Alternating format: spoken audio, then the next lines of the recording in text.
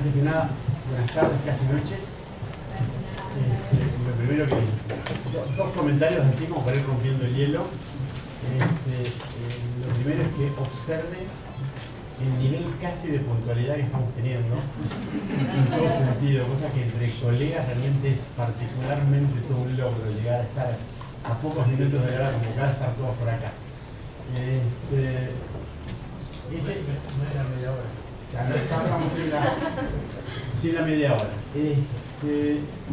Mientras vamos esperando que llegue algún colega más que seguramente se está tomando un rato, primero que para agradecerles, ¿no es cierto?, el hecho de que hayan venido en nombre del área académica acá en el Colegio de Abogados. Comentarles que esta es una jornada que surgió como una cuestión de necesidad en los primeros días de este año, fines del año pasado, donde desde el área entendimos que este es uno de esos temas que debían ser analizados, debían ser empezados a estudiar, y un poco de esa forma fue la propuesta que hicimos, y obviamente la respuesta de los restantes miembros del área fue ocupate. Motivado en eso, lo convocamos al doctor Locatelli a los efectos de que nos hable de este impuesto y lo que tiene que ver con el ejercicio profesional. Acto seguido buscamos a alguien que supiera de impuestos, ¿no es cierto? Fue ahí lo que tratamos de hacer, entonces le invitamos al doctor Fernando Capich, ¿no es cierto?, a que también venga a colaborar con esto. Y por último, como apareció esa famosa palabra ocupate, que he incluido yo en algunos aspectos que tienen que ver con la transferencia de cuestiones societarias, motivados en esta suerte de formación, como decía bien, una audiencia que tengo en lo que tiene que ver con temas mercantiles, ¿correcto? Quiero resaltar que la charla de hoy, la conversación de hoy, es lo que nosotros a nivel académico llamamos una reunión extraordinaria convocante, por la cual un poco la idea es desarrollar un tema, exponerlo, llegar hasta donde nosotros pudimos ver que el tema está, presentar nuestras inquietudes y colaborar con la participación de todos ustedes, sobre cosas también los interrogantes que se puedan plantear, y muy fundamentalmente dejarles claramente conceptualizado que no se pretende para nada considerar que estamos agotando el tema. Es decir, esto es un tema nuevo. Cuando lo empezamos, después de que vimos dónde habíamos entrado y lo que teníamos que empezar a ver, realmente después de leer la norma, después de leer la ley, a nivel personal me dio mucho más temor del que tenía antes cuando la ignoraba. Realmente estaba mucho más tranquilo cuando no sabía lo que decía y pensaba que tenía que estudiarlo, leerlo, a cuando realmente terminé de leerla. Cuando terminé de leerla, creo que si antes tenía una duda, pasé a tener pavor o temor. Pero realmente creo que hay un montón de interrogantes que no tienen respuesta. Con estas aclaraciones, un poco la idea es que comience el doctor Locatelli con lo que tiene que ver con los antecedentes legislativos, con cómo está la situación normativa. Después le pasamos la palabra al doctor Primo Capich para que nos hable un poco más técnicamente de hecho imponible, cuestiones muy puntuales sobre la parte impositiva. Y tercero, unas reflexiones al final sobre lo que tiene que ver con la transferencia, cómo afecta esta ley a las transferencias societarias o de empresas, como las queramos llamar, ¿no? Si entran dentro de las pautas de esta ley. Así que tenemos, claro, perdón, en todo momento lo que pedimos es que después se abra un debate, que vamos a charlar un rato. Sugerimos que sea al final, sugerimos que por favor no se restrinjan, sugerimos que si las preguntas nacen al comienzo se las anoten ustedes mismos para no olvidarse qué quería preguntar, y al final hacemos todo ese debate. ¿Sí? Le damos la palabra al doctor Locatelli. Bueno, buenas noches, buenas tardes, buenas noches. Bueno, como dijo el doctor Piceni, hay más dudas que certezas, y vamos a tratar de ir revelándolas de a poquito, si es posible.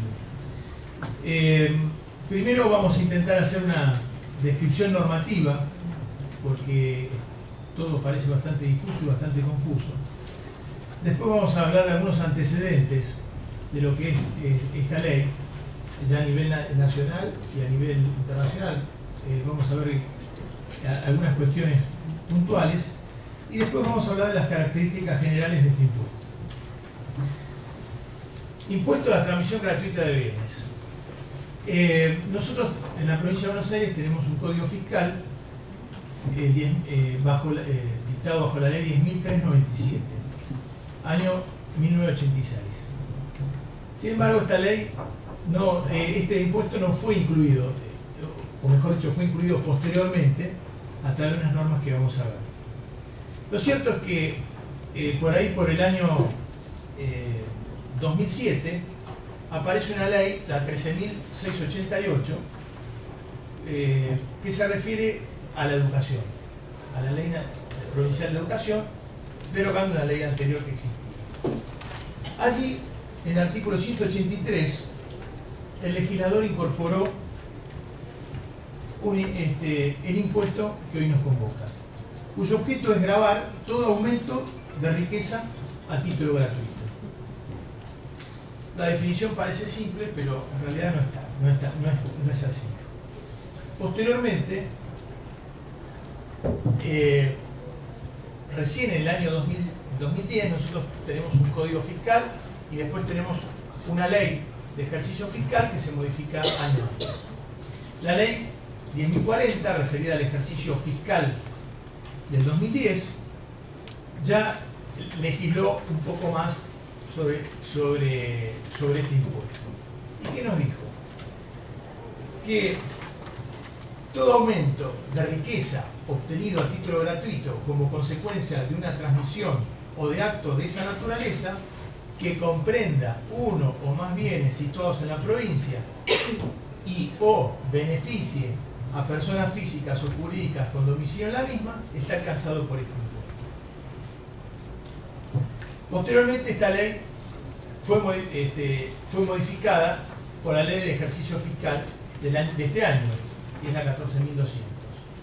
Y allí también avanza el legislador sobre algunas cuestiones puntuales de este impuesto. También existen dos resoluciones normativas.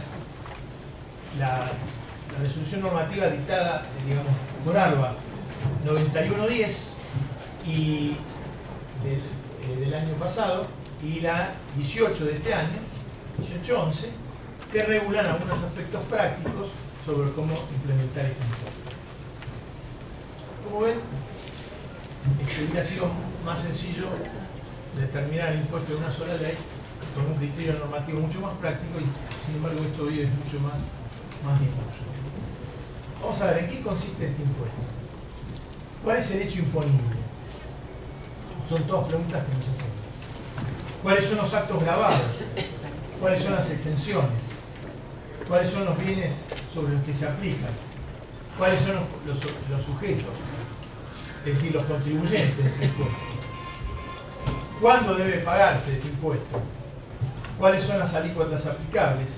Y finalmente, ¿quiénes son los encargados de controlar el pago de este impuesto? También habrá otras cuestiones que quizás no abordaremos, pero que realmente resultan interesantes, es pensar si desde el punto de vista técnico fiscal, desde el punto de vista tributario, este es un impuesto o una tasa. Volvamos entonces al artículo 91 de la ley 14.044,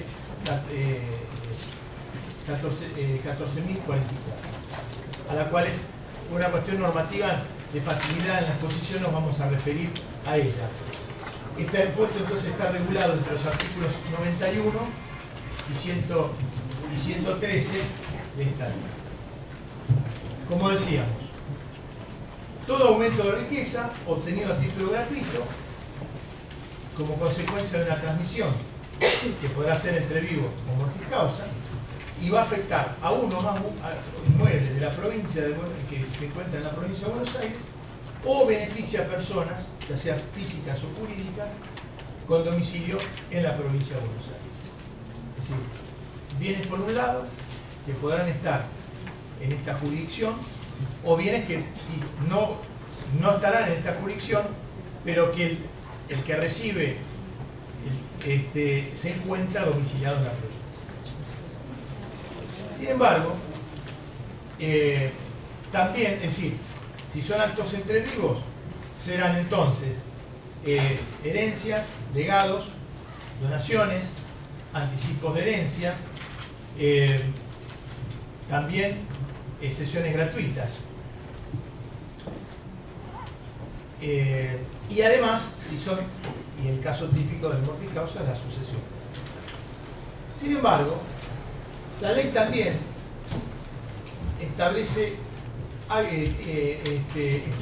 transmisiones a título oneroso, que la ley presume que fueron constituidas bajo, que en realidad encubren una transmisión gratuita.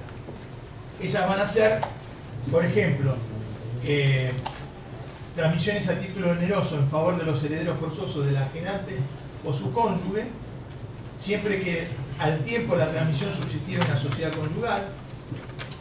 Transmisiones a títulos onerosos a favor de herederos de cónyuges, siempre que al tiempo de la transmisión subsistieran las respectivas sociedades conyugales. Transferencias a título oneroso en favor de una sociedad, integrada total o parcialmente por descendientes del transmitente o su cónyuge. Compras efectuadas a nombre de los descendientes o hijos adoptivos menores de edad. Constitución de sociedades, ampliación, modificación o disolución de sociedades entre ascendientes y descendientes. Al final, salvo por el contrario. ¿Cómo pruebo? Y además una serie de depósitos de dinero, por ejemplo, plazos fijos y demás, donde el legislador va a decir si hay dinero tomemos el caso típico de un certificado de plazo fijo entre el causante y un heredero forzoso. El legislador presume que ese dinero era del causante. O también va a decir que si estaba a nombre del cónyuge del causante o del heredero forzoso, también presume que era del causante. También salvo por lo contrario. Es decir, prácticamente incorpora una serie de hecho imponible realmente gravoso. Todavía estamos debatiendo cómo se va a aprobar estas cosas, ¿no? Pero tenemos también una cuestión no menor, que en el caso de las cuestiones de las transmisiones mortis causa, ARBA podrá constituirse como parte en los procesos de la sucesión. Textualmente va a decir la ley, esperen que lo encuentren: la Agencia de Recaudación de la Provincia de Buenos Aires podrá actuar como parte en todas las cuestiones administrativas o judiciales relativas a los enriquecimientos patrimoniales a título gratuito grabados por el presente grabado. Entonces no va a decir que es parte. ¿Qué parte? Parte procesal, va a ser un contradictor, se le va a poder dar revista. No sabemos, este concepto de parte, parece que para el legislador la parte procesal, el concepto de parte tiene un problema en la definición. Realmente parece una ley hecha por contadores y no por abogados, ¿no? Si hay un contador que me disculpe, pero la técnica legislativa no es muy clara. Y además, también va a establecer un plazo de suspensión de la prescripción. ¿Por qué? Porque nos va a decir la ley que hay un plazo para integrar el impuesto que va a ser de 2 años. 2 años desde el caso de las transmisiones mortis causa, desde que falleció el causante, en el caso de las transmisiones entre vivos, desde que se realizó el acto. Sin embargo, vamos a ver que este plazo no es tan así, porque después va a decir que para poder inscribir una sucesión o para poder inscribir un testimonio de una donación o una cesión, va a tener que estar pago el impuesto al momento del acto. Este pago de los 2 años es bastante complejo. Por eso les digo que hoy hay más dudas que certezas, pero las vamos a ir revelando de a poco. Yo soy el encargado de plantearles más dudas. Germán les va más dudas todavía. No, y ciertamente, entonces, para suspender el plazo de prescripción, el legislador también dice que no correrán los plazos de prescripción, claro, porque se encuentra con un problema. Supongamos que tenemos una sucesión que tramita en otra provincia. Conviene quizás en la provincia. Entonces, ¿cuándo se va a abrir? Cuando se abra la sucesión, entre que se abra la sucesión y pase el tiempo, seguramente podrán pasar los 2 años esto de la integración del impuesto. Entonces, no tuvo mejor idea el legislador que decir esta frase poco feliz, que no correrán los plazos de prescripción de la facultad de determinación impositiva del impuesto. Y después, en el caso de los 2 años, nos vamos a encontrar con el problema de si va a tener que pagar intereses y cuánto va a ser la tasa de interés. El tema también complicado, que después nos hablará Osvaldo, es el tema de la constitución de sociedades entre entre ascendientes y descendientes. Yo quiero constituir una sociedad con mis hijos y después se va a presumir que en realidad ni compramos un inmueble, porque va a ser objeto de una explotación, y después la ley va a presumir que esa constitución de sociedad era para eludir un acto de transmisión de datos. Hasta aquí mis dudas, después vamos a retomar, pero ahora nos va a hablar, después vamos a tratar de dar soluciones, ¿no? Pero, Germán, seguimos con... Buenas tardes a todos, muchas gracias por la visita. Les voy a contar que me sorprende que haya tanta gente. Yo pensé que esto iba a ser un encuentro en alguna de las salas de enfrente, 20 o 30 personas interesadas por un tema que es muy novedoso y que en realidad la idea va a ser tratar de generar un poco de feedback, un ida y vuelta, porque esto nos ha obligado a investigar, a averiguar. Les voy a contar una infidencia. Cuando Pisani y Locatelli hablamos de armar esta jornada, el doctor Urresti, que es el director del Instituto de Finanzas, aparte es el director del posgrado de Derecho Tributario que tenemos aquí en San Isidro con la UBA, se entera que voy a participar de la jornada, me pregunta y dice: ¿usted qué sabe de esto? O sea, muy poca fe me tiene. Él fue mi profesor, es el director del posgrado, compartimos la dirección del instituto. Digo, Esteban, le dije, téngame fe, vamos a trabajar el tema, porque de hecho es un tema muy nuevo y muy difícil.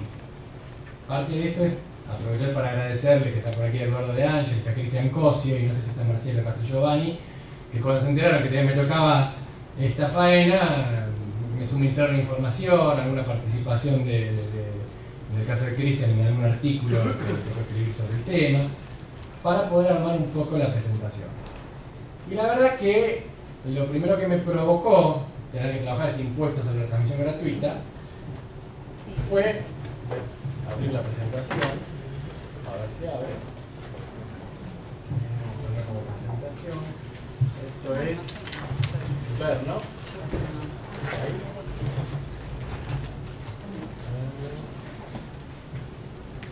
Presentación de diapositivas. Así, a ver si me deja. Ahí va. Le voy a contar qué sensación me provocó el impuesto a la transmisión gratuita de bienes establecido en la provincia de Buenos Aires. Alguno que sabe de historia del arte debe saber que esto es la fuente de Duchamp, ¿no? Ni más ni menos que un migitorio. Bueno, traté de inspirarme. ¿Está bien? Vio el migitorio y se cayó. Traté de inspirarme y decir, ¿con qué puedo relacionar este impuesto en la provincia de Buenos Aires? Y la verdad que me acordé de un impuesto que existió, que es el impuesto al PIS. Yo lo digo así para hacerlo más grosero, pero no es de impuesto al orín, que lo estableció Vespasiano, un emperador romano, y lo cuenta Suetonio en su obra La vida de los 12 Césares. Y cuenta la anécdota que Vespasiano establece un impuesto a los ministerios públicos porque tenía una necesidad de recaudar, y que el hijo le dice: papá, está bien que tenemos que terminar las obras, pero la verdad es que se te va la mano. Entonces el padre lo lleva al hijo por las calles de Roma, entra en un migitorio público, agarra el cacharro lleno de orín, se lo pone en la nariz al hijo y dice: mira, hijo, el dinero no huele, hay que recaudar, todo vale. Y esta es la sensación, después de estudiar el tema del impuesto a la transmisión gratuita, que me provocó. Por eso es que abría un poco con esta idea, porque la verdad que después uno cuando se empieza a dedicar a la tributación, al derecho tributario, aprende un principio que hoy es moneda corriente, que es el del principio de la capacidad contributiva, y que es el que tenemos que tratar de respetar. Vespasiano no relacionaba este principio de la capacidad contributiva con este famoso impuesto. El impuesto a la transmisión gratuita tiene mucha data, es muy viejo. Es más, también les voy a confesar que antes de involucrarme y de profundizarlo, desde lo ideológico, personalmente me podía resultar simpático como una herramienta redistributiva. Y bueno, redistributiva, si, por ejemplo, a las herencias de grandes patrimonios, uno tiene esta sensación de que en definitiva un heredero de estos que recibe una herencia muy importante sin haber hecho un gran esfuerzo, puede ser redistributivo, cobrar un impuesto, ¿sí? Y esa porción redistribuirla, por ejemplo, para la educación pública. Ahora vamos a hablar de por qué esto de la educación pública. Y de hecho, cuando lo comenté, o alguna vez lo hablé con Esteban, me decía, mire, Germán, la verdad que es un impuesto que nunca ha servido de nada cuando estuvo establecido, no ha cumplido con esta función redistributiva, y por eso el escepticismo en esta nueva reimplantación del impuesto en el caso de la provincia de Buenos Aires. Tuvo mucho desarrollo a partir del siglo XVII y XVIII. España lo estableció, en Europa se estableció en muchos países del mundo, y nosotros lo fuimos recibiendo a través de las colonias, lo estableció el Virrey del Pino, y después, salvo una supresión que hubo en la provincia de Buenos Aires entre el 55 y el 75, y después con el establecimiento de la capital federal en 1884, existió en forma recurrente y permanente. En el siglo XX, en realidad, fue sustituido por un impuesto que era el impuesto sustitutivo de los impuestos a la transmisión gratuita, pero existió durante el siglo XX. Es más, mucha de la jurisprudencia que se conoce, Antonio Liberti es una de ellas, el caso Bunge, refiere a este impuesto. El caso Bunge en particular, no recuerdo la fecha, es un presidente de Corte Nacional de la década del 50, resuelve un caso de recargo por ausentismo. Es un impuesto que no solamente tenía una alícuota del 35%, que era la alícuota máxima por el tema de la confiscatoriedad para el impuesto a la herencia, sino que tenía una alícuota especial del 50%, que era más gravoso si el heredero no estaba radicado en el país. Entonces lo conocía como recargo por ausentismo. Y la Corte lo consideró legítimo, como un fin extrafiscal del tributo, que era si la porción y la herencia no quedaba en el país y se iba del país, era razonable exceder ese grado de confiscatoriedad y superar el 35%. La historia cuenta que en la década del 70 fue derogado en el 73, restableció en el 74, pero 2 semanas después del golpe de Estado, del 24 de marzo, el ministro de Economía Martínez Dios, y esto lo cuento porque no es casual, fue definitivamente derogado con efecto retroactivo el 1 de enero del 74.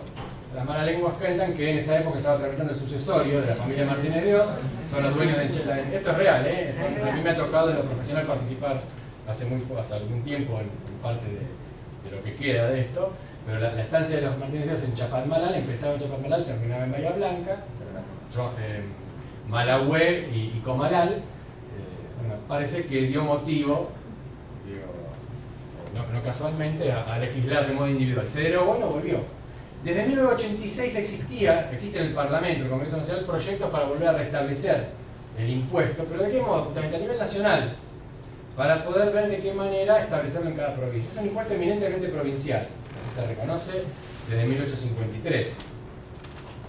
Pero el proyecto a nivel nacional no prosperó, entonces a nivel provincial, ninguna provincia lo tiene todavía establecido más que la provincia de Buenos Aires, que como les contaba el doctor Locatelli, lo fue metiendo de a poco en el Código Fiscal de la provincia de Buenos Aires, y que en realidad tiene que ver con el fracaso que significó el adicional. ¿Se acuerdan del adicional, el recargo que existía en la provincia de Buenos Aires? Que algunos de nosotros, contábamos con Locatelli, pagamos un anticipo, después nos lo han devuelto porque se dieron cuenta que se llamaba adicional o recargo. Yo siempre digo que lo único que conozco, o sea, desde el punto de vista tributario, adicional o recargo no es nada. O sea, adicional o recargo es el de dulce de leche o el de crema, que lo conozco. Fiscalmente o es un impuesto, o es una tasa, o es una contribución. El fisco de la provincia le ha puesto adicional. No lo encajaba, ¿por qué? Porque tenía el conflicto que podía ser análogo al coparticipable de bienes personales, pero que después se dieron cuenta que no es coparticipable de bienes personales, podrían haberlo dejado. Tenía que genera mucho conflicto, lo sacan. Inmediatamente después incorporan el impuesto a la transmisión gratuita, pero lo dejaron en el limbo 2009-2010. Y ahora les voy a hacer respecto a los antecedentes legislativos, hablar del doctor Lagatini, en un minutito de hacer un comentario también casuístico, que es una interpretación, digamos, yo me puedo hacer cargo personalmente de lo que voy a decir, pero uno puede interpretar que va a pasar con la aplicación de la norma a partir del 1 de enero del 2011 por alguna posibilidad, digamos, de legislación particular, como ocurrió en la época de los Martínez en el 76. Ahora enseguida lo vamos a argumentar. Algunas características generales del impuesto a la transmisión gratuita de bienes, no de la provincia de Buenos Aires, sino en general, como ha funcionado en el caso argentino. En general, es un impuesto que afecta el incremento patrimonial del beneficiario, o sea, del heredero, el legatario, el donatario. Con lo cual no es que afecta el caudal relicto, no afecta a la sucesión en sí.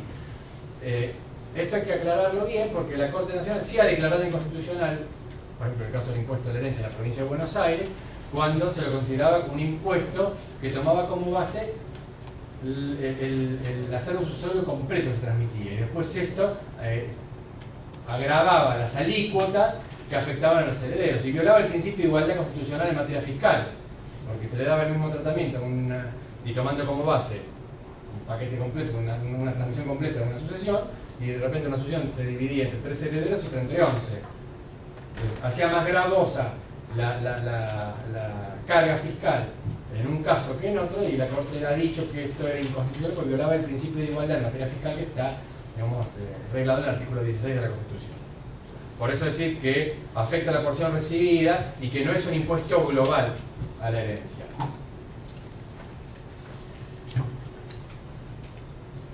La idea, digamos, de esta reunión no es ilustrarlo sobre el régimen de alícuotas que estableció la provincia de Buenos Aires, porque en definitiva uno agarra la norma, puede ser un poco farragosa, y en general la técnica tributaria es en sí farragosa, y a los abogados que no hacen tributario les resulta un tanto pesado leer esto del Código Fiscal, la ley impositiva anual, pero cuando llegue el momento le toquen algún sucesorio o algún escribano en alguna escritura o alguna transmisión entre ellos, digamos, se puede resolver. El tema es dejar en claro cuál es la técnica del impuesto. Es una idea que desde el punto de vista del aspecto cuantitativo del elemento objetivo del hecho imponible, en esto vemos que es un poco confuso, yo había pedido que traigan la pizarra, si me permiten un segundo, ahí me sale el lado docente de escribir. Para los que no hacen tributario, muy rápidamente, digo por ahí para después focalizar algunas críticas, hecho imponible, ¿sí? Es como el concepto de delito para los que hacen penal, ¿sí? Ha hecho punible, una cosa similar. Es el hecho generador de la obligación tributaria, es el hecho que la dispara.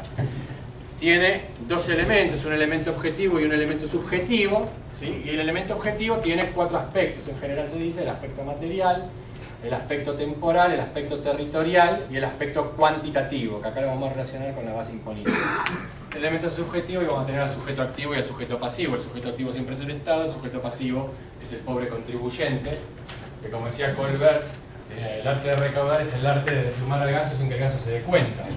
O sea, el trabajo nuestro en esta reunión es tratar de decir somos gansos, pero podemos darnos cuenta de que a veces se nos puede intentar desplumar de un modo peligroso. Entonces, en el aspecto, esto digamos, ese rápido curso acelerado de derecho tributario sustantivo está hecho para decirles que estamos ahora parados en el aspecto cuantitativo del elemento objetivo del hecho imponible, es donde vemos cómo funciona el régimen de alícuotas. En este impuesto en particular tiene una doble vía. Por un lado, o sea, es un sistema de impuestos con alícuotas progresivas, pero esta progresividad tiene en cuenta, por un lado, la cuantía de los bienes y por otro lado, el grado de parentesco. Siempre funciona así, no es que esto es una innovación en la legislación del Código Fiscal actual. Ahora, ¿cómo funciona en realidad? A mayor valor de los bienes, mayor tasa, ¿sí? Mayor alícuota. Esto sí es directamente proporcional a la progresividad. Pero en relación al grado de parentesco es inverso. A mayor grado de parentesco, menor tasa. ¿Sí? Y este es el modo en que fue legislado en el caso particular. Acá, digamos que la legislación ya se anticipó de Catel y la ley 14044, lo que hace es incorpora los artículos 90 a 119 del Código Fiscal.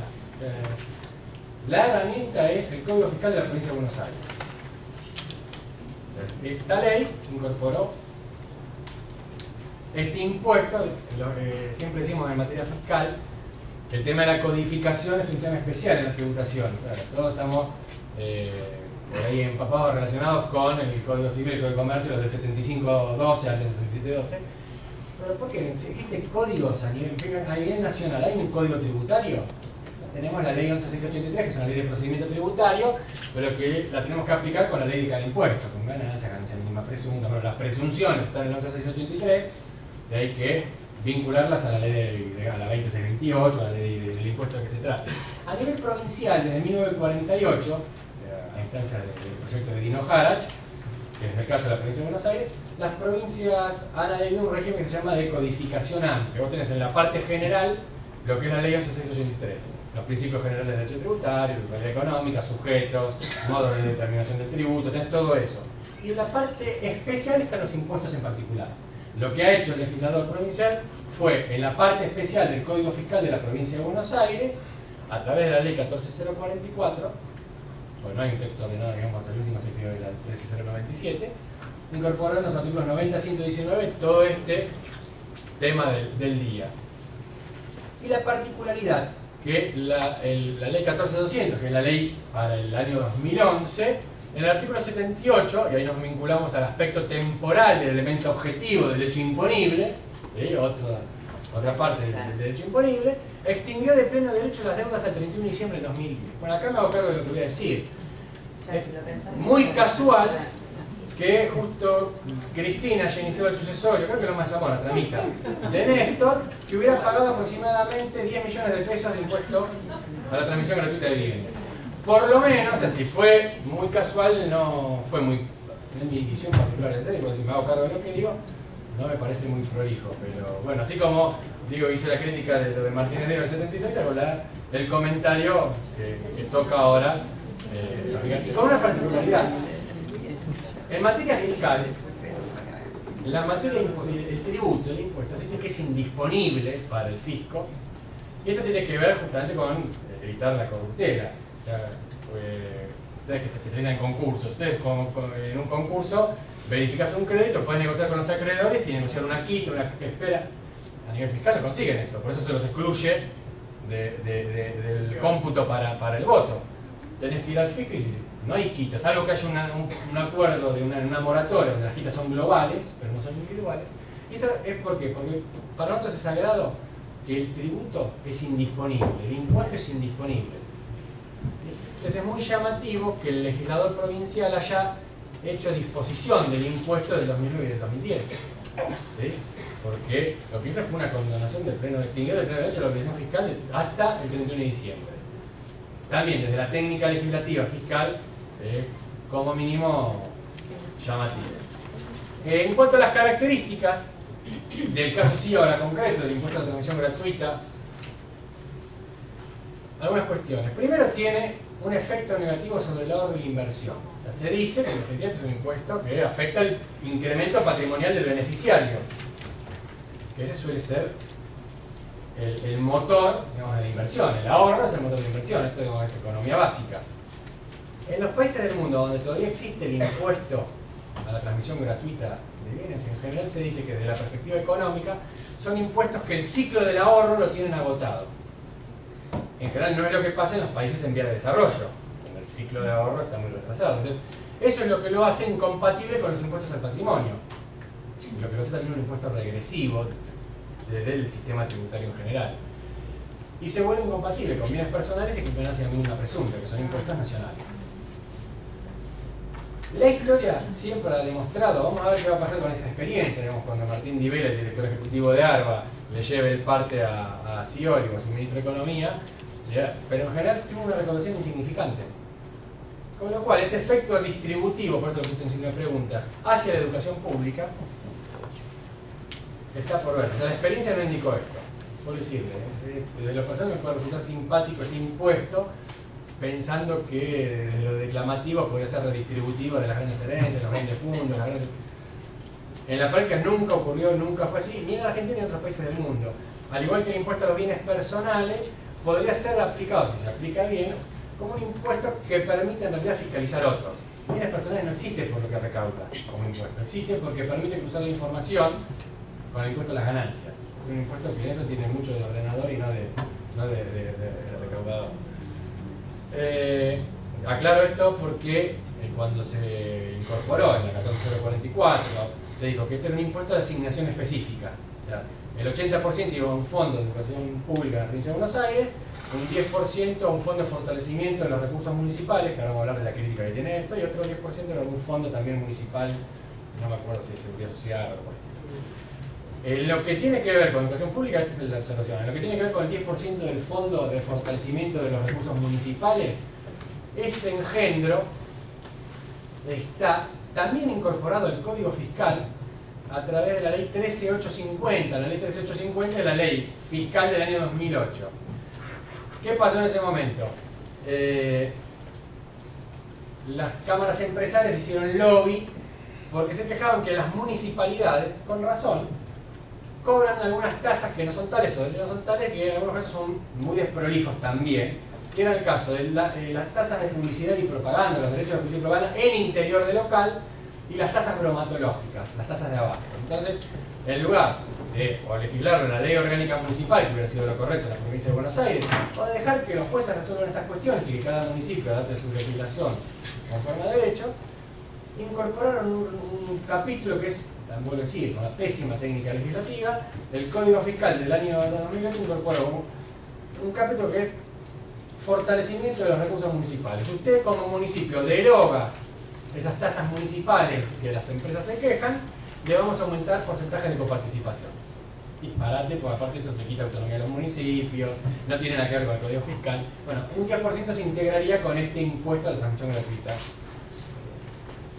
En los casos, ya se los anticipé, en los casos en que este impuesto grava el acervo sucesorio total como parámetro, como punto de partida, viola siempre el principio de igualdad en materia tributaria, artículo 16 de la Constitución, porque tratan como iguales a quienes en cosas que no somos iguales, digamos, ¿no? Porque los dos sucesores cuando tienen distinta, aunque tengan una misma masa, pero distinta composición de herederos, generaría esta violación al principio de igualdad. Hay una discusión sobre qué tipo de impuesto es, pues si es un impuesto al patrimonio, el incremento patrimonial, ¿no? que es lo que propone Dino Harach, habría que ver en qué punto, al resultar incompatible con bienes personales o con la que me pregunta, es para estudiar. No digo que sea así, si no empieza a generar alguna suerte de violación de la prohibición de analogía del artículo 9, inciso B de la Ley de Coparticipación Federal. Pues si lo dejo planteado, pues no es exactamente, es más, hay bastantes autores que plantean no hay violación al régimen de coparticipación. O sea, el contribuyente sigue siendo el perjudicado, por ahí a través de un sistema más maquillado, pero la cuestión se podría plantear desde esa perspectiva. Catalina García Vizcaína dice que en realidad, si uno analiza, por ejemplo, en el caso de si el beneficiario es un sujeto empresa, como el sujeto empresa declara sus rentas a través de la teoría del balance, esto hace que podría considerarse que no sea un impuesto al patrimonio, sino es un impuesto a las rentas. Entonces, si esto es así, ahí podría haber sí un conflicto con el impuesto a la ganancia nacional. Otro aspecto a tener en cuenta, o que puede ser objeto de crítica de cómo sí está estructurado el impuesto a la transmisión gratuita en la provincia de Buenos Aires, es cómo se estructuró la base imponible, lo que el doctor Macri. Por un lado, habla de que se tomará, por ejemplo, respecto a bienes inmuebles, habla de la evaluación fiscal de los bienes, el BIR, el valor inmobiliario de referencia, pero el mayor conflicto lo va a generar los bienes en extraña jurisdicción, porque deja abierto el modo de evaluarlos. Y esto lo que hace es ni más ni menos que violar el principio de certeza en materia fiscal que en La riqueza de las naciones enunció Adam Smith hace 200, 300 años. Que es el principio por el cual nosotros tenemos es certeza de cómo me van a cobrar el tributo. Y este principio de certeza se tiene que plasmar en la norma, desde el hecho imponible, quiénes son los sujetos obligados, la cuantía del tributo, la base imponible. La base imponible se dejó demasiado abierta. Lo principal que uno puede criticar este impuesto es la técnica legislativa. Al margen de decir, lo hicieron para recaudar y yo pienso que no va a recaudar demasiado. Pero viola unos cuantos principios. No digo que la violación signifique que lo convierten en inconstitucional, pero desde la técnica tributaria y de la económica también violaría el principio, como les decía, de certeza en materia fiscal. Conclusiones preliminares para después.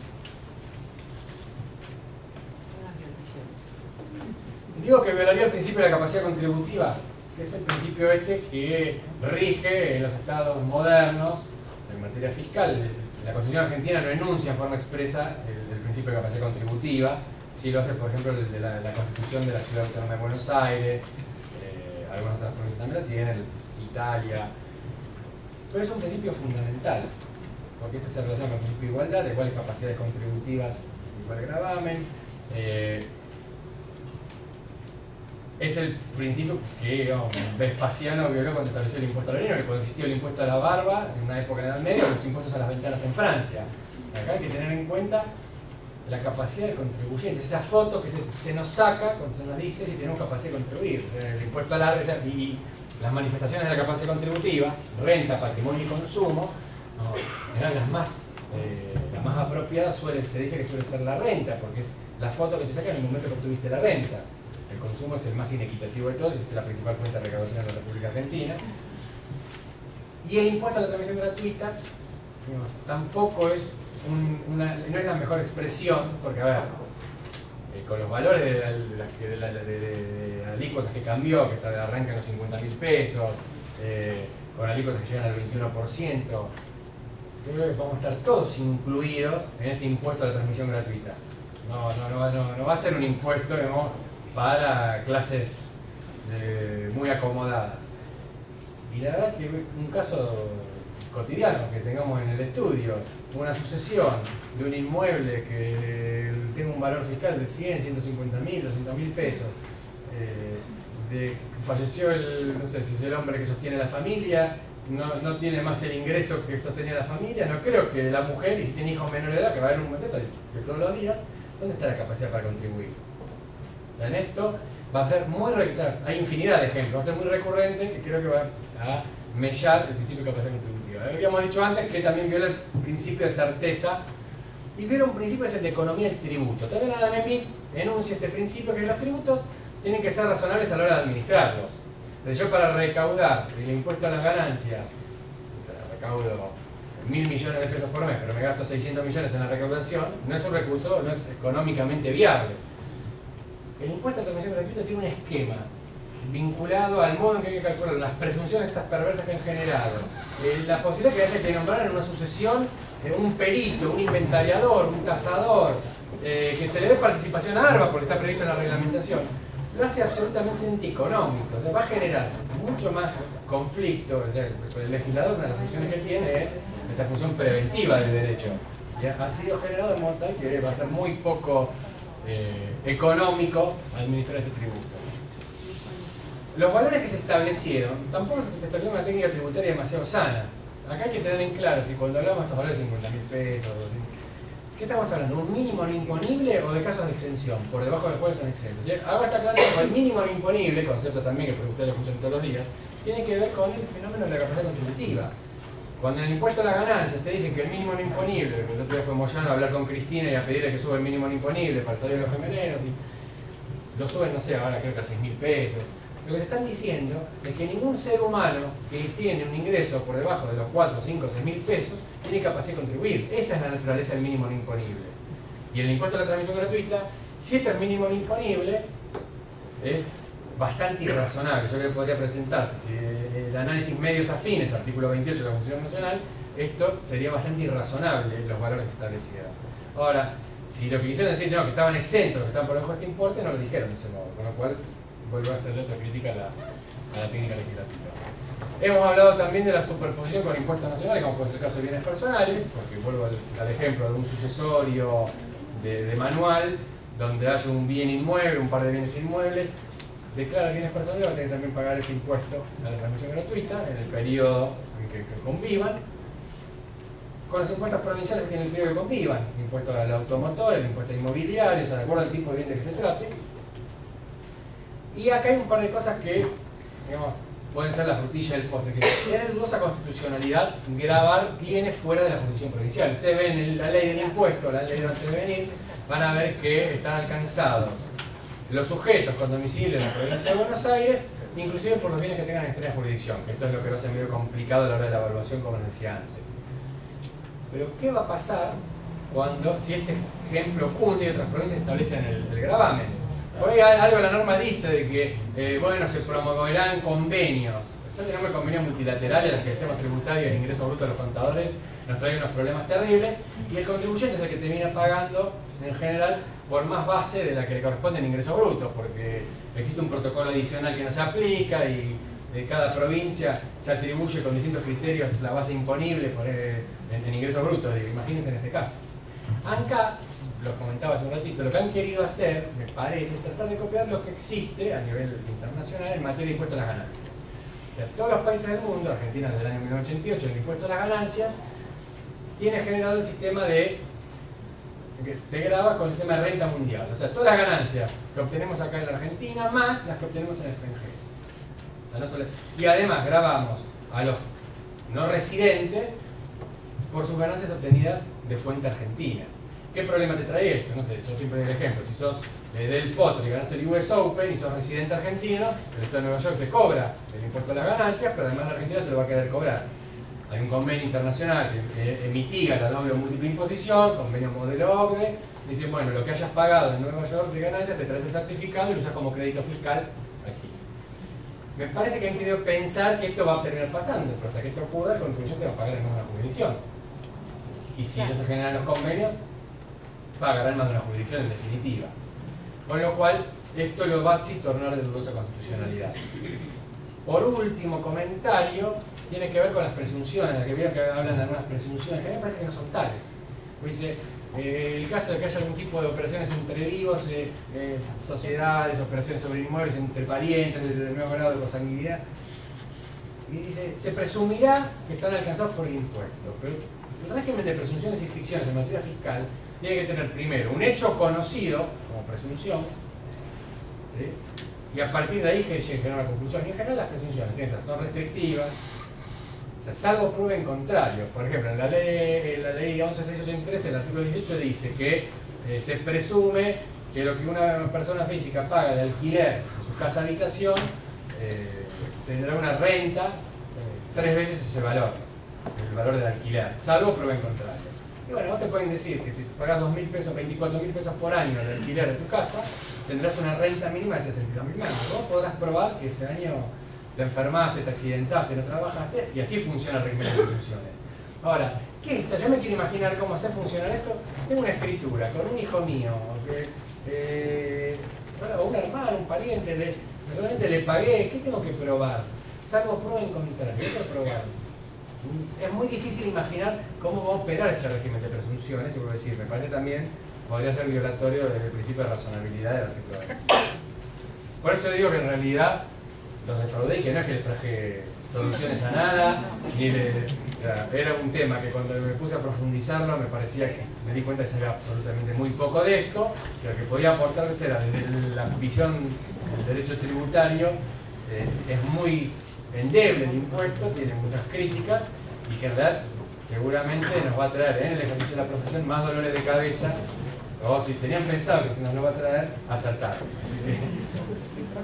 Gracias. A ver, vamos a ver cómo se hace esto. Creo que vamos acá atrás, salimos de aquí. Y vamos a este, ¿no? Y ahora vamos a presentación. ¿Crees que me corre? ¿Que lo corro yo?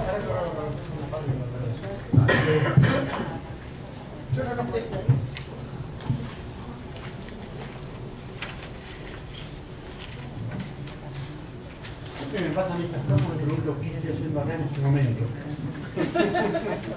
No, pues realmente yo siempre me juro y me perjuro que no voy a incluir temas aquellos que no estoy acostumbrado a ver así muy usualmente, ¿no? Pero bueno, resultaba, como fue con tiempo, resultó tentador decir, bueno, vamos a mirar otras cosas. Vamos a mirar algo aquello que voy a ver la consecuencia, no voy a andar mirando mucho de qué discutir, qué no discutir, sino voy a mirar, ¿no es cierto?, en el tema que me corresponde a mí, cómo repercute esto en el mundo societario, cómo repercute esto en las sociedades, qué tengo que mirar. Entonces obviamente fui, busqué, me facilitaron los textos legales, empecé a mirar, ¿no es cierto? Y las cosas que me vinieron a la cabeza fueron recordar automáticamente hace muchos años atrás, vamos a decir muchos, no tantos, cuando participé en mi primer congreso de Derecho Comercial, San Nicolás de los Arroyos, recuerdo, se planteó una muy interesante discusión entre el derecho de familia y el derecho societario, porque se pedía que se modifique el derecho societario para facilitar las relaciones de familia. Bueno, le ponen que uno tenía todo el derecho fresco en la cabeza y decía, pero eso es un problema de familia, es una preterección de heredero forzoso. Le dije a un abogado con mucha más experiencia en temas comerciales y que no recordaba la materia en la facultad. Me contestó algo como diciendo, va a ver que después en la práctica nada es tan fácil como a usted se le ocurre. Entonces, hoy cuando estaba leyendo me acordé de eso y me acordé de una premisa que tengo, es cómo el derecho de las sociedades sufre los embates de todas las ramas del derecho, fundamentalmente la caja del legislador. El derecho comercial lo sufre, cuando uno se plantea por qué el cheque tiene 1 y 2 endosos respectivamente. Entonces, porque uno le quiere buscar por qué el derecho argentino va en contra del derecho internacional en la materia, que el cheque es lo más común, y acá estamos intentando figuras para evitar que la gente porte dinero, no recurrimos a la más sencilla que es sacar el número de endosos al cheque. No se lo sacamos porque recaudamos 1.2, ¿no es cierto?, por cada cheque. La segunda cuestión que me vino a la cabeza fue rápidamente, algo me pasó, creo que fue el año pasado, estaba en casa, recibí una carta, ¿no es cierto? La carta la recibí era con una foto de mi auto, ¿no es cierto? Digo, qué bien que salió. No, con las...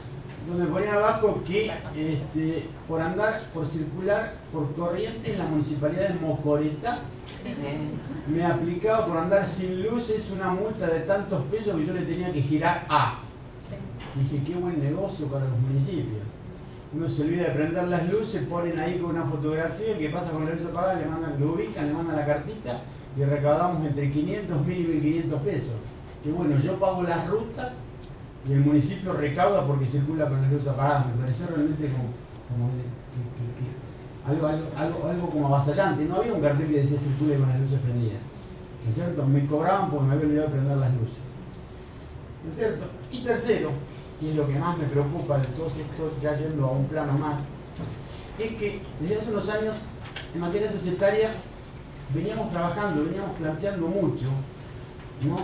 Algo que es, tratemos de trabajar con que la sociedad es una tribu, la sociedad funciona estrechamente vinculada con su domicilio, y constituir una sociedad para que funcione, lo hagamos sobre la base del criterio que tiene la mayor parte de los países del mundo, que es atada al asiento principal de sus negocios, rompiendo, ¿no es cierto?, una vieja tradición que se tiene de que tenemos las plantas fabriles en la provincia de Buenos Aires, las sedes sociales en la ciudad de Buenos Aires, porque tenemos todo inscrito en la ciudad de Buenos Aires, ¿no? Y pidamos que se modifique eso para que realmente exista un concepto federal y que realmente se discutan los temas societarios en el ámbito donde la sociedad realmente está cumpliendo su función. Entendía que me parece una regla básica, lo tienen los tratados de Montevideo, lo tienen todas las legislaciones, toda Latinoamérica lo tiene, salvo Argentina, que tiene un domicilio legal inscrito. O sea, en Argentina funciona en eso que nos desgarramos las vestiduras cuando lo vemos a nivel internacional. Tenemos las offshore internas. Se constituyen sociedades en un lugar para que funcionen en otro lugar. Claro, cuando uno piensa en esto, ¿no es cierto?, que dice, ¿por qué las inscribo en Buenos Aires? Entonces, el comentario era, las inscribo en Buenos Aires porque tengo un trámite rápido, en 7 días hago una sociedad.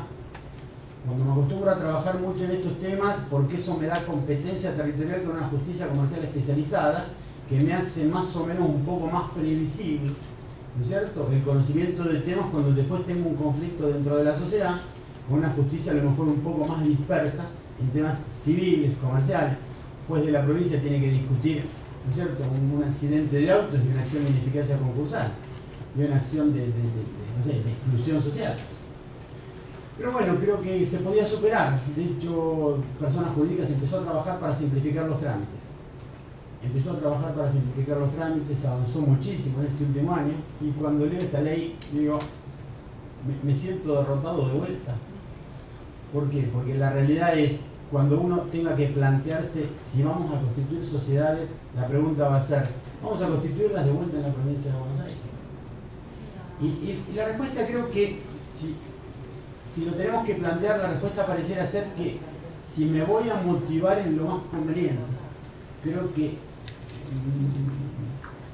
si voy a mirar cuál es el mayor interés y si voy a tratar de pagar los impuestos lo menos posible, que estos días estuve aprendiendo, ¿no es cierto?, que es perfectamente constitucional hacerlo. Hay un viejo fallo de la Corte Americana, aceptado por la Corte Argentina, ¿no es cierto?, que dice que es válido que cualquier ciudadano haga todo lo lícitamente posible para pagar el menor impuesto posible. La pregunta es, me parece que sigo constituyendo, funcionando con sociedades inscritas en la ciudad de Buenos Aires. ¿Por qué? Porque cuando leo esta ley y la miro en algunos aspectos que vamos a charlar, veo que fue escrita con un fin eminentemente recaudador, donde pusieron hasta figuras inexistentes en el derecho. Realmente cuando uno va a mirar quién tributa, ¿no?, leía cosas que uno dice, tributa el patrimonio de afectación. Yo toda la vida repetí, el patrimonio de afectación sería una solución que estuviese legislado, no está legislado. Pero el legislador que dictó la norma tributaria lo hace tributar impuesto aunque no exista. Correcto. ¿Qué quiero, con esta ironía que quiero mostrar? Que realmente se busca que todo tribute sin otro miramiento. Y esto creo que es algo total y absolutamente disvalioso. Si podemos hacer un razonamiento, una pauta rápida, ¿no es cierto? Y ya yendo un poquito más a algunas cuestiones, y podemos ir a algunas cuestiones societarias, ¿no? Esta ley que grava todo aumento de riqueza, todo aquello que se recibe, ¿no es cierto?, que se recibe sin contraprestación. Perfecto, no me ofrece ningún inconveniente, ¿no? Y la pregunta es, ¿qué pasa cuando se van a transmitir participaciones societarias? ¿Qué pasa con las participaciones societarias? ¿Van a tributar? Respuesta es sí, cuando se transmitan gratuitamente. Y obviamente ya vimos que las formas de transmisión son mortis causa o entre vivos. Mortis causas es cuando una persona que resulta tener una participación societaria, por fallecimiento se la transmite. Las formas son muy sencillas: sucesión a intestato, la testamentaria, un legado. Y si fuera entre vivos a título gratuito, la forma básica de transmitir participaciones societarias son sesiones que obviamente serían afectadas si son gratuitas. Ponemos la palabra donaciones para aquel que tenga la sutileza en la anónima de entender que la acción no es una sesión, sino que es una transmisión de cosas. Y planteamos lo que dice la ley, que es el anticipo de herencia como cuestión. Todo esto tributa. Hasta ahí estaría más o menos, podemos entenderlo, ¿no es cierto? Pero la pregunta es, cuando miro esto en el esquema societario, la pregunta que nos hacemos es, ¿cuáles son los hechos que tributan? ¿Cuáles son las situaciones que tributan? Entonces la primera respuesta que encontramos es, tributan todas aquellas transmisiones que se efectúan sobre sociedades, ¿no es cierto?, constituidas, inscritas en la provincia de Buenos Aires, todas. Aparecen las colectivas. Entonces la pregunta que hacemos, ¿qué se transmite en la colectiva? En la colectiva se transmite una parte de interés, y la ley lo pone claramente. Cuando se transmitan las partes de interés. ¿Qué se transmite en la comandita simple? A veces la realidad en la comandita simple, si miramos el capital comanditario o el comanditado, que es el del socio que está manejando la sociedad en estas poquitas que están quedando, a veces no está transmitiendo nada más que un carácter de socio, porque ni aportación tiene. En la parte comanditaria poco es, pero está bien, podemos entender que se tribute. En las de capital e industria la realidad es que no existen en la práctica, como decimos acá, es meramente anecdótico, y sí me aparecen dos situaciones que son donde va a repercutir perfectamente, que son las cuotas de una SRL, ¿no?, y las acciones de una sociedad. La que me queda ahí dando vuelta, ¿no es cierto?, desde la técnica jurídica, desde el derecho societario, es una, no voy a decir una sociedad típica, pero sí un formato societario que todos conocemos, que es la irregular o de hecho con objeto comercial, que podemos discutir si es típica, es atípica, es una realidad que la tenemos todos los días, ¿no es cierto? Y la pregunta es, cuando se transmita algo que esté funcionando bajo este formato societario, La pregunta es, ¿tributa? De acuerdo a la ley, tributa. Pero acá lo primero que observamos es que esto choca con un razonamiento básico, ¿no es cierto? ¿Por qué? Porque esto es una sociedad, ¿no?, que es hasta prácticamente, como decimos, sin una personalidad. La respuesta es con una personalidad solo reconocida a ciertos aspectos, y que la muerte de un socio obviamente implica entrar en liquidación de la sociedad, y que de ninguna manera podemos entender que es una sociedad que pueden entrar los herederos. Si los herederos entran es por un nuevo negocio, por un nuevo contrato. Lo que se está transmitiendo no serían participaciones societarias, sino un conjunto de bienes que están en estado de disolución y liquidación. Pero para la ley no. Para la ley, ¿no es cierto?, se habla de una empresa. Entonces acá podemos englobar como que habla de empresa. Entonces, tercera o cuarta pregunta que nos podemos estar haciendo, ¿no es cierto?, ¿qué es empresa? Porque se habla de la empresa, y la realidad es que el mundo jurídico se omitió total y absolutamente de regular el concepto de empresa. Regula el de sociedad, pero no el de empresa. Entonces, ¿cómo hacemos para resolverlo? Entonces nos queda esto, donde si tengo una sociedad irregular y alguien de alguna manera la transmite por muerte, ¿no es cierto?, estaría sujeta a estos impuestos, algo que en los hechos pareciera ser que es de dudosa aplicación, porque vuelvo a repetir, no es un sujeto de derecho. No estamos transmitiendo efectivamente algo, sino que se estarían tramitando solo algunos derechos sobre los bienes.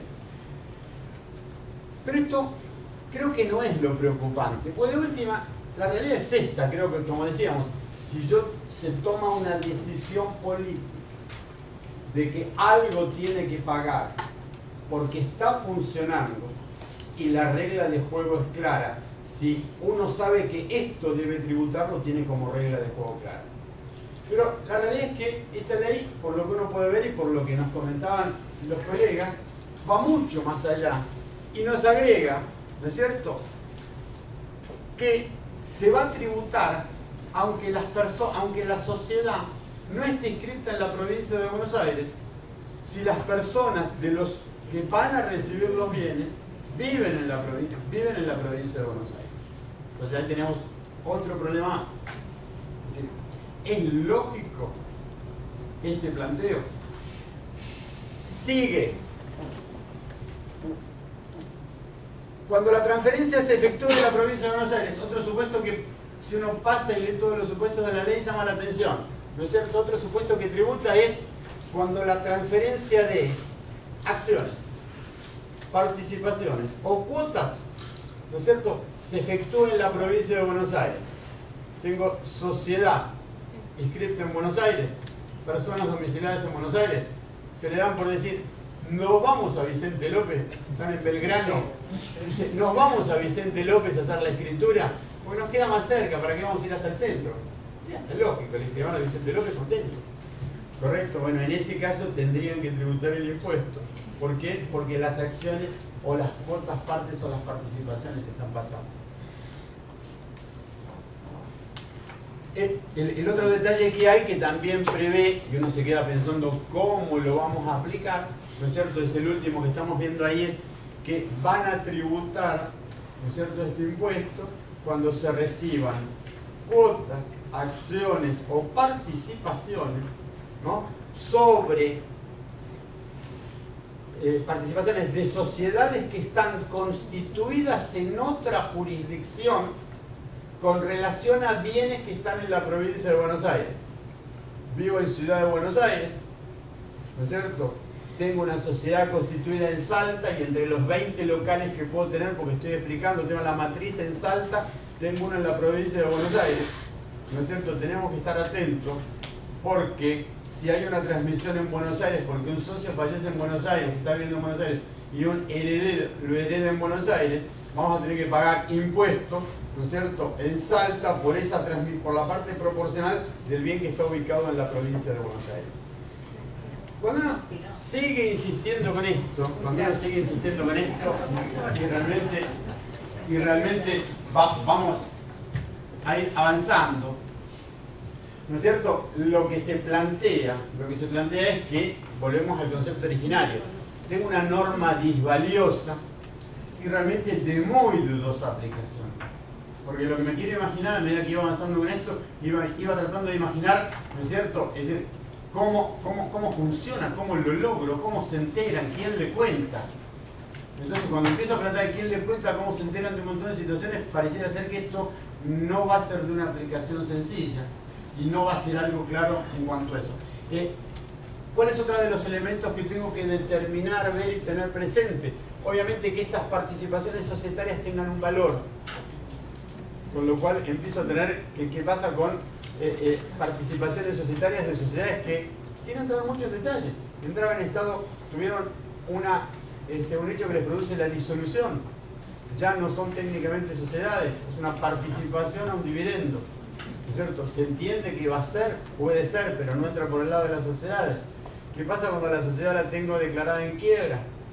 Ni que hablar, no empecemos con sutilezas. ¿Qué pasa si tengo una sociedad en quiebra pero presenta un procedimiento de salvataje, un crandown? ¿No es cierto? Porque está en quiebra, está liquidada, tengo el procedimiento, automáticamente no tenía valor pero lo recupera. Cuando empiezo a mirar esto del valor, de que tengan valor, que se determine el valor, ¿no? Me aparece el otro elemento para discutir y para ver cuál es el valor. ¿De dónde saco el valor de estas participaciones societarias?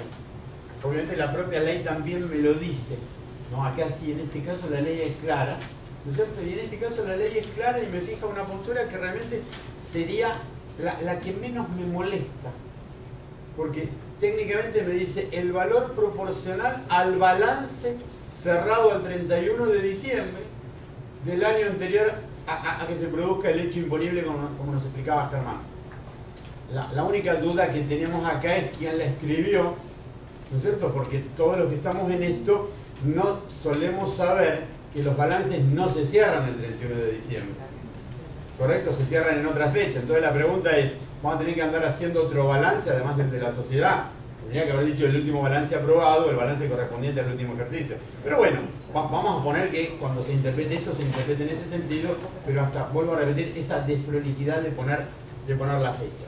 El tema nos aparece también, ¿no es cierto?, cuando me quiere determinar cuál es el valor de aquellas que no tienen valor de acuerdo a libros, porque los entes irregulares, las irregulares sí de hecho llevan balance pero no tienen libros. Entonces sacamos el valor de ahí, ese es el valor que va a determinar, porque si ese es el valor que va a determinar, me voy a encontrar casi seguramente, ¿no es cierto?, con algo que si lo analizo no creo que esté mal, pero no creo que nadie lo haya pensado. Es obviamente, siempre es muy inferior el valor de libros que el valor a veces que tenemos de balance de las no constituidas regularmente, porque la ley dice, va a haber que tomar el activo, deducirle el pasivo a una fecha determinada y sobre la base de eso o sobre el nivel de facturación. Entonces, una regular va a pagar de acuerdo a valor nominal de acuerdo a libros. Che, ¿cómo ajustamos este valor? Pregunta. Entonces siempre va a ser patrimonio neto bajito. Por lo duda, pues no tengo por qué ajustar, no me permiten ajuste por inflación, no me permiten ajuste por esto, ¿para qué voy a ajustar? Pero el valor del libro va a ser un valor realmente para pagar, ahí no podemos decir nada. El legislador no nos castigó, sí castigó, ¿no es cierto? Y acá pareciera ser que esto no estaría mal, castigó al que tiene un ente irregular. Entonces yo me pregunto, ¿este legislador pensó en decir beneficio a las regulares?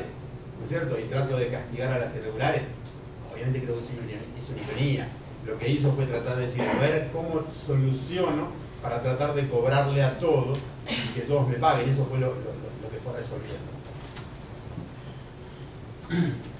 Exenciones aplicables a las sociedades. ¿No es cierto? Este es un tema interesante. Esto está bien. Si uno lo piensa, lo mira, el monto está cambiado, ¿no es cierto? Y es que la transmisión por causa de muerte de una empresa. Acá vuelvo a repetir, una buena lectura tendría que haber aclarado algo más y haber dicho un lenguaje un poco más argentino, porque ahí nos empezamos a preguntar qué es empresa de vuelta, ¿no es cierto? Yo quiero destacar, recuerdo, ¿no?, que si uno está en la Facultad de Derecho tomando un examen de Derecho Comercial y viene y dice, ¿no es cierto?, la transmisión por causa de muerte de una empresa, la empresa es un intangible. No sé cómo se transmite, lo que se transmiten son los elementos, nunca la empresa.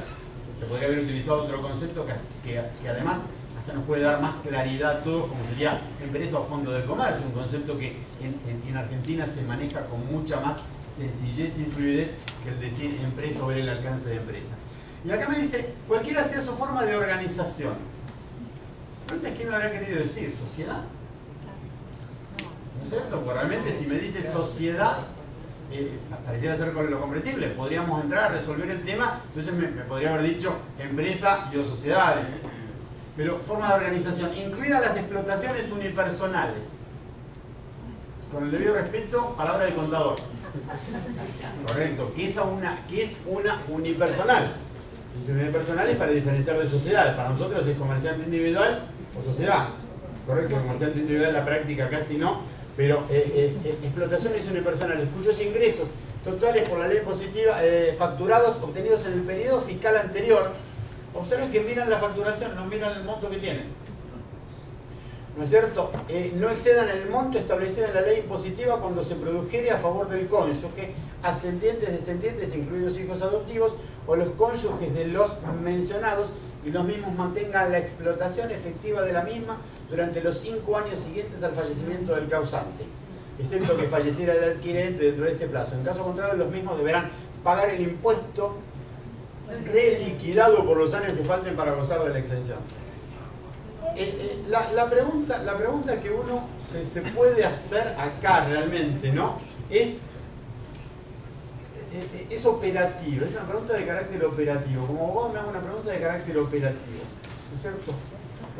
Si yo no voy a decir quiero pagar esto, ¿no? Cuando fallece la persona sobre la base de un negocio, ¿cómo se puede hacer para que me lo vengan a reclamar? ¿Me explico? Es de tan dudosa instrumentación y de tan dudosa viabilidad que hoy ayer estábamos charlando sobre este tema. Este es un impuesto establecido total y absolutamente para esa gente que quiere pagar sus impuestos desesperadamente. Porque a veces cuando uno lo trata de mirar y trata de ver cómo hacen vamos a mirar al revés con la cultura que tenemos en Argentina, ¿cómo hacen para cobrarse estos impuestos? Vuelvo a repetir, sí me parece interesante la figura porque trató de preservar, ¿no es cierto?, una figura de una explotación de tipo personal, de tipo familiar, diciéndole esto en la medida que continúe en cabeza de la familia y no, como dice acá, 30 millones, sino que la escala la bajaron, está modificada esa escala, ahora son 10, es mucho menos, que no haya facturado 10 millones en el último año. 10 millones también de acuerdo a lo que explote, porque a veces que todos sabemos que hay negocios que tienen facturación, es facturación, no implica rentabilidad. Facturación es lo que facturo, hay que ver cuál es el nivel de rentabilidad. Vuelvo a repetir, acá lo mejor, qué sé yo, se vendió, no sé, algo, un emprendimiento familiar que factura mucha cantidad a muy alto valor, pero con poco nivel de rentabilidad. Que siempre hay una regla, la regla es que cuanto más alta es la facturación, muchas veces menor es la rentabilidad. Lo miden por rentabilidad, quedaría incluido acá. Creo que es una norma que demuestra que cuando se redactó esta ley también se le volvió a dar, ¿no es cierto? Se le volvió a dar de alguna manera un neto corte tributarista, ¿no es cierto? Una neta intención de caja y de recaudación, redactando la norma como diciendo, bueno, a esto los corremos. No me tocaba a mí, pero de la misma manera que se excluyó al bien de familia, ¿no es cierto? El bien de familia, lo que se transmite como bien de familia, destaco que el inmueble que se transmite como bien de familia, inclusive un concepto que leí por ahí que no entiendo mucho a qué se refiere, a lo mejor alguien me lo puede aclarar, el inmueble urbano familiar, no sé en qué parte está regulado eso, ¿no es cierto? Pero debe ser aquel que es una única casa y que se olvidó de constituirlo como bien de familia. ¿No es cierto? Esas dos situaciones no pagan.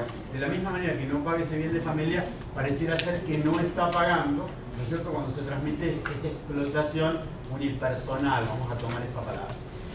Presunciones en materia societaria. El doctor Locatelli habló de que la ley tejía una suerte de presunciones, algunas son terribles, ¿no es cierto? La del plazo fijo. El plazo fijo que si esa costumbre, ¿no es cierto?, realmente resulta gracioso, creo que mencionaste algo, si no, vos me sacaste un poquito de argumento vos, yo voy a hacer lo mismo con vos. Voy a comentar que hay una presunción que si hay un plazo fijo, vieron que los plazos fijos, una norma básica de protección, se pone a nombre de 2 o 3 personas. Entonces, a nombre de uno por las dos, a nombre de otro y a nombre del otro, así que me quedo tranquilo, de que siempre hay alguien por la duda. Bueno, el fisco entendió que si alguno de los dos o tres se muere, era el dueño del dinero. Bueno, de la misma manera que está esa presunción, en materias societarias tenemos estas. Me limité a transcribir lo que dice la ley, ¿no es cierto? Lo que dice la ley con respecto a esto. Y observamos más o menos la redacción, ¿no? Es transmisión a título oneroso del inmueble a quienes ya va a ser heredero. No, ese no me interesa, me interesa el segundo. Transmisiones a título oneroso a favor de herederos forzosos del enajenato de los cónyuges de tengo transmisión, no, transmisión a título oneroso del cónyuge, no, el de las sociedades. Acá está. Transferencia a título oneroso a favor de una sociedad integrada, total o parcialmente por descendientes. Es decir, transferencia a título oneroso, ¿no es cierto?, a favor de una sociedad integrada total o parcialmente por descendientes. Es decir que si alguien tiene la ocurrencia de hacer una transferencia porque va a vender a la familia, acá vuelvo a repetir, esto es de dudosa interpretación, porque cuando dice transferencias a título oneroso a favor de una sociedad integrada total o parcialmente por descendientes, ¿no? Y tiene, ¿no es cierto?, y tiene la desgracia de que después de que hizo eso se muere, ¿no? Claro. Va a tener que pagar impuesto a la transmisión gratuita de bienes si se muere, creo que el plazo era 5 años, ¿no? Claro. Bueno, lo mismo si constituye una sociedad, una ampliación, modificación, disolución de sociedades entre ascendientes y descendientes. Es decir, esto, ¿no?, para aquel que lee estos artículos, como decíamos nosotros, cuando lee estos artículos, ¿no es cierto?, pareciera, ¿no?, encontrarse con que está penando, está castigando, ¿no es cierto?, una solución que usualmente no damos los abogados, que es que frente al fallecimiento de alguien, ¿no es cierto?, alguien le dice, hacer una venta de las acciones que tenía, ¿no?, a favor de la esposa y los hijos, ¿no es cierto? Ahí rápidamente, acá la ley, creo que hay un inciso que no está perfecto que lo pone, que es de dudosa aplicación, porque todos sabemos que los contratos entre cónyuges no son válidos. ¿Me explico? Pero aparecen. Entonces, lo que hace la ley con estas presunciones es tratar de demostrar que el legislador conoce todos los fraudes que se utilizan en la práctica.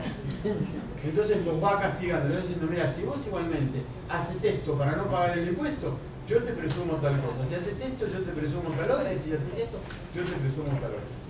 Entonces vuelvo a repetir, es de una redacción que para los abogados nos resulta un poco llamativa. Más o menos como forma de terminar esto, creo que cuando analizamos esta ley y la miramos entre colegas en un colegio de abogados, ¿no?, nos debe llamar la atención. Nos debe llamar la atención, ¿no?, porque creo que somos, como decimos siempre, trabajamos para ser operadores del derecho. Creo que trabajamos para resolver los conflictos, fundamentalmente primero para preservar, para tratar de crear la menor cantidad posible de conflictos. Entonces, cuando uno conoce las leyes, maneja las leyes, ve reglas claras, lo primero que hace es tratar de evitar un conflicto, y si no lo puede evitar, tratar de que sea lo menos traumático posible, encontrando la mejor solución posible. Creo que estamos, de alguna manera, estudiando, estamos mirando, ¿no? Y cuando de golpe vemos estos embates del legislador, ¿no?, en esta forma de legislar, donde seguramente no se miró. Yo es muy usual que, entre las ironías que tengo cuando hablo, digo, todas las leyes de legislación general, todo lo que tiene que ver con sociedades, todo lo que tiene que ver con concursos, todo lo que tiene que ver con el Código Civil, todo lo que tiene que ver con el Código de Comercio, observen que no es casualidad que las grandes modificaciones salen publicadas en el mes de enero, y lo recordarán cuando están de vacaciones. Entonces, cuando uno se pregunta por qué las modificaciones son en enero, ¿no?, uno dice, ¿qué? Son en enero, claro, son en enero porque el legislador las sancionó el último día hábil de diciembre, antes de entrar en receso, al libro cerrado y sin mirar nada. Entonces el boletín oficial se llena de ellas, las van publicando durante enero, entonces uno en medio de las vacaciones trata de leer el boletín oficial, ahora lo tenemos digitalizado, mejoramos mucho, antes estábamos con el periódico, enterándonos de esto. Bueno, esas leyes que son las que regulan las conductas que todos estamos padeciendo, no reciben un tratamiento acorde con estos embates legislativos. Como síntesis, como para ir terminando, me quedo pensando, después de esto, la mente, obviamente, de cualquier abogado que ve esto, que mira esto, ¿no es cierto?, va a ser inevitable que frente a la presentación de una sucesión, se me ocurre, ¿no es cierto?, y tenga la alternativa de decir, no estaba muy claro el domicilio de esta persona, porque el domicilio tampoco lo tenemos muy bien. El artículo 89-90 del Código Civil, sabemos dónde está, todo bien, es una situación de hecho. Entonces la pregunta es, ¿no es cierto?, tengo un domicilio comercial donde me ubican perfectamente en Buenos Aires, pero a lo mejor puedo estar también con otro domicilio de provincia. Obviamente con esto, ¿no es cierto?, cualquiera va a pretender forzar, ¿no? Y va a pretender forzar para ir contra principios básicos, que es un sistema federal. Y la pregunta es, a la luz de este fallo que estaba comentando de que es lícito tratar de, en la medida de lo posible, ¿no? Es criticable que alguien busque, ¿no es cierto?, en la medida que tenga una opción, buscar una jurisdicción distinta. Me quedo pensando. En materia de sociedades, si ustedes me preguntan a mí hoy, ¿no es cierto?, hoy, después de haber visto todo esto, ¿no?, yo antes tenía un librito muy estructurado donde decía cuál es lo más conveniente. Veo algún rostro que estamos haciendo cursos o que hemos estado en algunos cursos juntos, no me van a dejar mentir, ¿cierto? Insisto mucho en la conveniencia de la adopción de los tipos mirando un montón de situaciones. Miremos cuál es el negocio, busquemos el tipo adecuado. Hoy las respuestas automáticas va a ser, salvo que me convenzan mucho de algo, es constituyamos anónimas en la ciudad de Buenos Aires. Lo digo, pero lo digo sin ningún tipo de resquemor. ¿Por qué? Porque las constituyen en la ciudad de Buenos Aires. ¿Dónde van a explotar el negocio? No sé. En la provincia, no importa, constituimos en la ciudad de Buenos Aires. ¿Por qué? Porque si tengo que hacer una transmisión la hago en Buenos Aires. La sello en Buenos Aires. No pago impuesto de sello y si lo quiero pagar soy súper generoso y pago 0.8 para que la ciudad autónoma se ponga contenta. Le pongo Buenos Aires, la sociedad está constituida en Buenos Aires, estoy cumpliendo con los impuestos adecuadamente. Y si tiene el bien en provincia como después, pero el bien es de la sociedad. Entonces, vuelvo a repetir, no constituir una SRL porque tengo que andar, cada vez que se transmite algo, tengo que andar modificando el contrato. Y lo tengo que modificar y tengo que escribir la declaratoria, ¿no es cierto?, en IGJ o en personas jurídicas. Si es una anónima, no tengo que escribir nada en ninguna parte. Hago una transferencia y manejo una transferencia en el libro de acciones. Entonces, volvemos a preguntarnos, y esta sí es la final, ¿no es cierto?, es lógico que como operadores del derecho tengamos que vivir de esta manera y planteando situaciones distintas a las que a veces, que usualmente estamos muy convencidos de que son las correctas. Por eso, vuelvo a repetir que es algo para empezar a revisar, ¿no es cierto?, para empezar a ver y para, si podemos ver, lograr algún tipo de reflexión para que esto se pueda ir acomodando. De parte mía, nada más. ¿Vos querías hacer unos comentarios? No, vuelvo a las preguntas iniciales como para ver un poco algunos aspectos prácticos, ¿no?, de este impuesto. Bueno, entonces, ¿en qué consiste este impuesto? En gravar todo aumento de riqueza obtenido a título gratuito por una transmisión, ya sea por acto entre vivos o por notificados. ¿Cuáles son los actos que van a grabar? Y las herencias, los legados, las donaciones, los anticipos de herencia, las sesiones de derecho gratuitas. ¿Cuáles son los sujetos de este impuesto? Y las personas físicas y las personas de existencia ideal también, que se domicilian en la provincia de Buenos Aires. ¿Cuáles son? ¿Sobre qué bienes se va a aplicar? Y sobre bienes inmuebles, sobre automotores, sobre obras de arte, sobre buques dice la provincia de Buenos Aires. Muy bien, y sobre bienes fuera ubicados, fuera de la provincia de Buenos Aires también. ¿Por qué? Porque si el beneficiario tiene domicilio en la provincia de Buenos Aires, también quedan grabados. ¿Cómo se van a evaluar estos bienes? Y la ley dice que se va a tomar la evaluación fiscal, pero si existe una evaluación de mercado, ¿cuál se va a tomar? La de valor superior.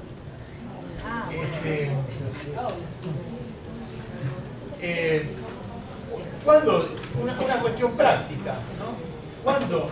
¿Cuándo debe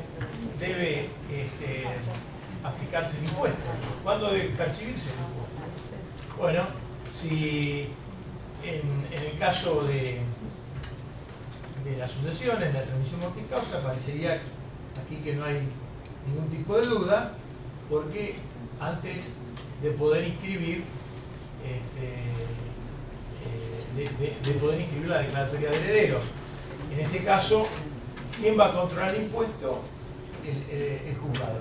Los jueces, dice la norma, no podrán librar ningún oficio, testimonio, etcétera, etcétera, hasta que no acredite la presentación de la declaración jurada, que después vamos a ver qué es, y el pago del impuesto.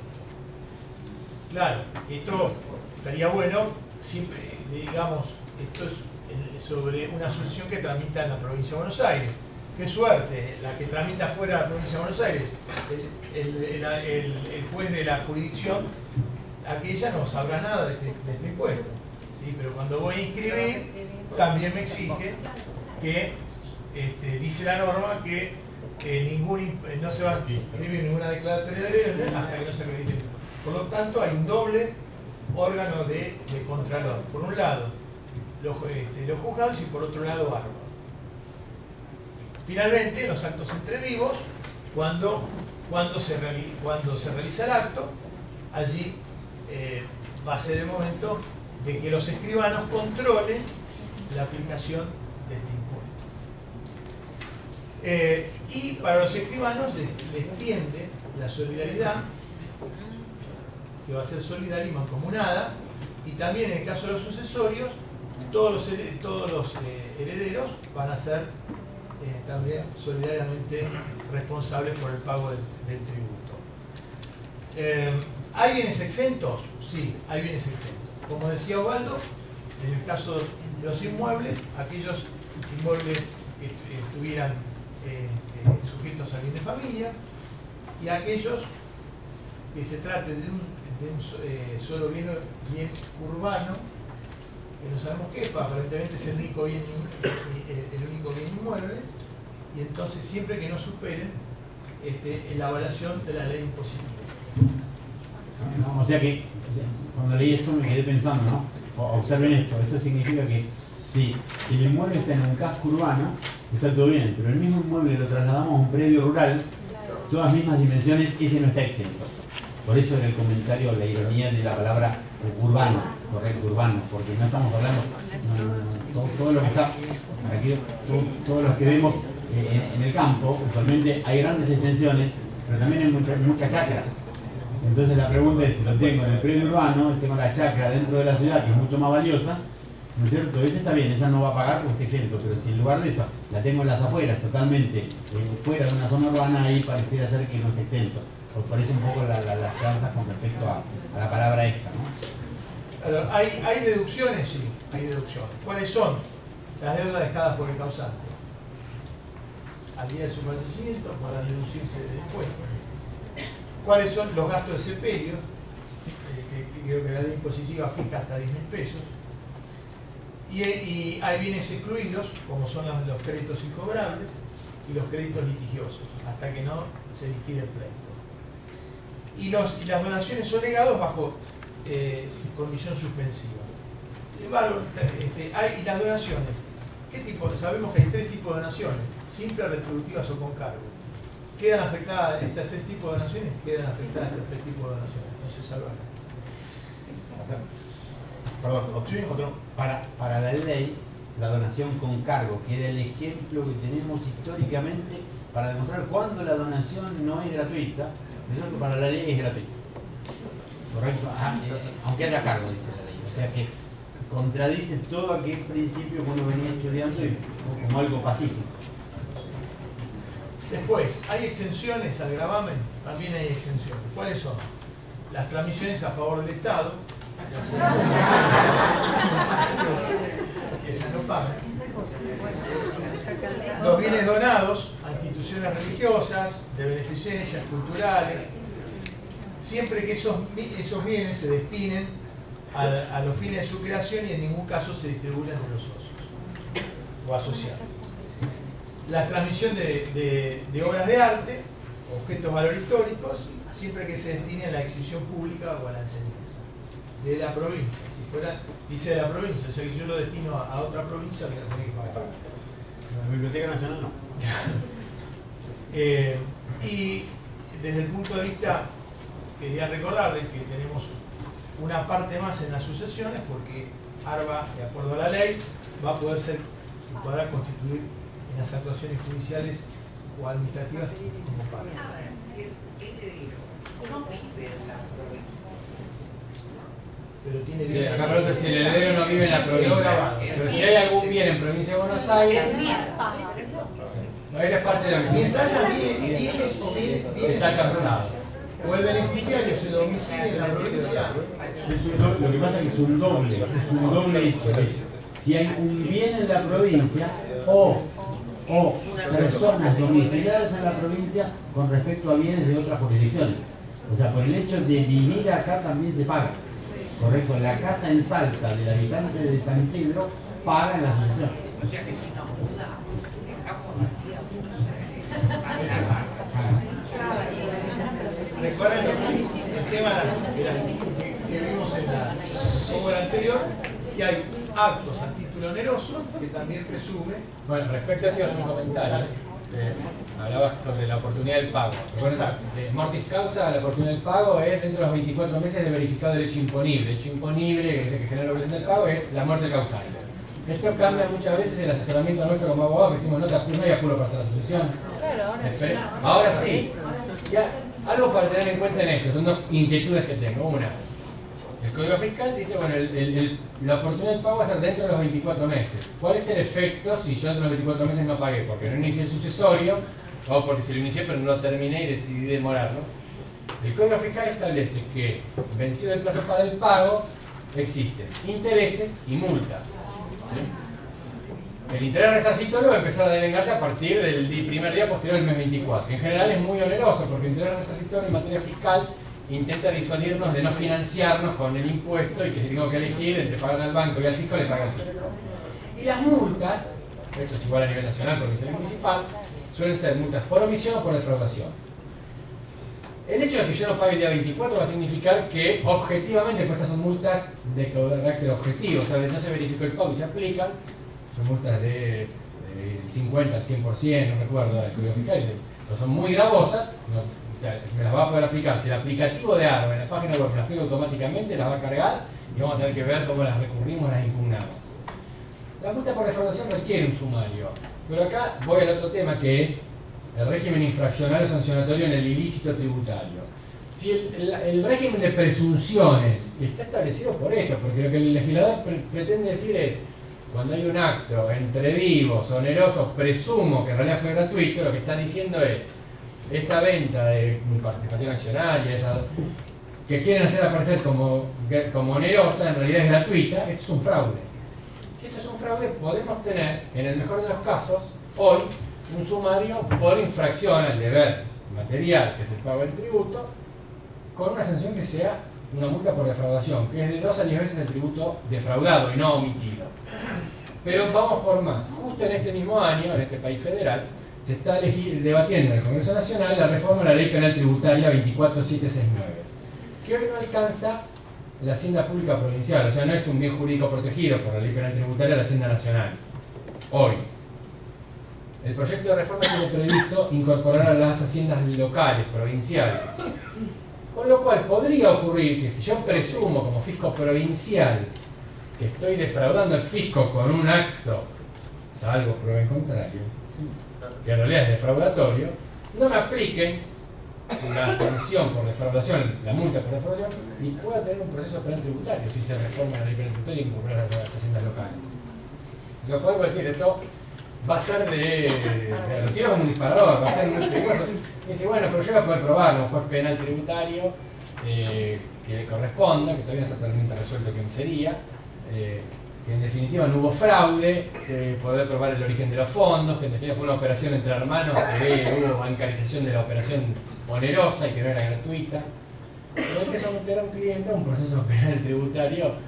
Podría, o sea, pero digo potencial porque podría ocurrir, ¿no? Porque lo que creo que el legislador tuvo en cuenta acá es tiró de los pelos este régimen de presunciones, por un lado, no lo armonizó con el propio Código Fiscal en esa parte general donde está el régimen del ilícito fiscal que tiene que ver con estos recargos, intereses y multas, disparó esto a los 24 meses para las operaciones mortis causa, con lo cual